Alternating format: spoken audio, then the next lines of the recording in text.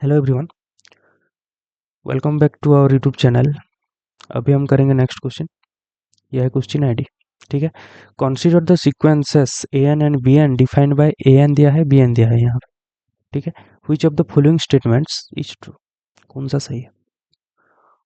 और ऑप्शन में for each x belongs to R there exist N N such that, इतना तो हर ऑप्शन में है। उसके बाद है A N greater than x, A N less than x, B N greater than x, B N less than x. ठीक है। तो देखो, ए एन में दिया है e power n plus E power minus N by two. E power N और E power minus N ये हमेशा पॉजिटिव होते हैं, तो बाय टू करोगे ये भी पॉजिटिव होगा हमेशा। ठीक है। तो ए एन जो सीक्वेंस है ये एक पॉजिटिवली टर्म सीक्वेंस है। इसका मतलब ए एन का हर टर्म पॉजिटिव है। ठीक है ना। तो देखो, पॉजिटिव है। सपोज यहाँ पे for all X belongs to R बोला है ना। मैं सपोज एक नेगेटिव नंबर लेता हूँ। ठीक है। एक नेगेटिव नंबर मान लो, एक्स एक नेगेटिव नंबर है। ठीक है। Negative number. तो मैं ए एन का बात कर रहा हूँ। There exist N such that a n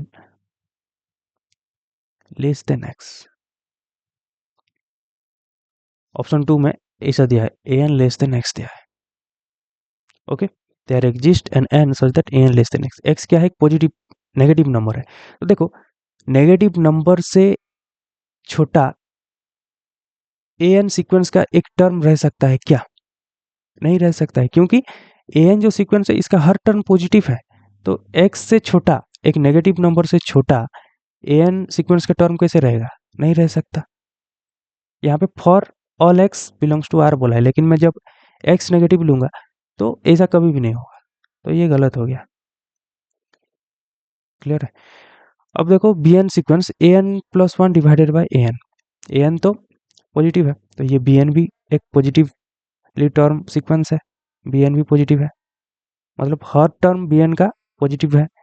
तो देखो, सेम लॉजिक यहाँ पे हम यूज करेंगे। यहाँ पे बी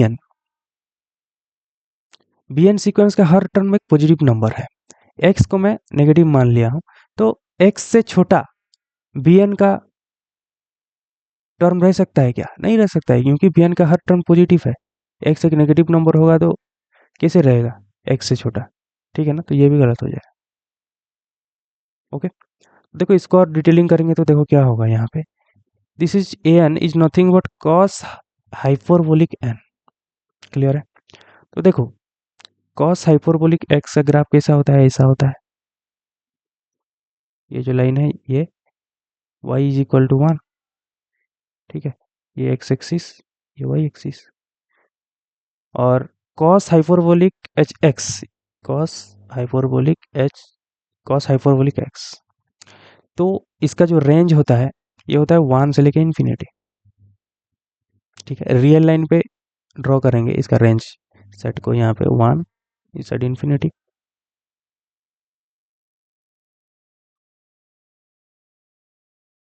ओके। तो देखो, ये रियल लाइन है। रियल लाइन से तुम कोई भी एक्स उठा लो, जहां पे भी तुम एक्स उठा लो। सपोज मैं यहाँ पे एक्स उठा रहा हूँ, इसको एक्स मानता हूँ।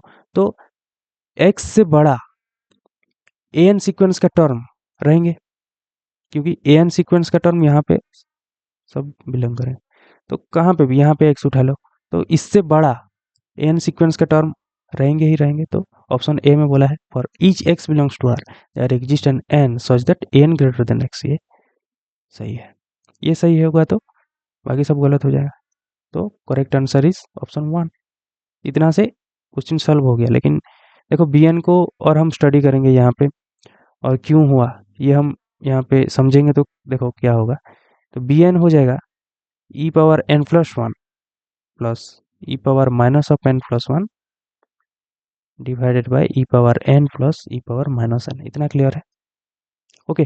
तो limit n tends to infinity B N जब करोगे, ठीक है, limit n tends to infinity,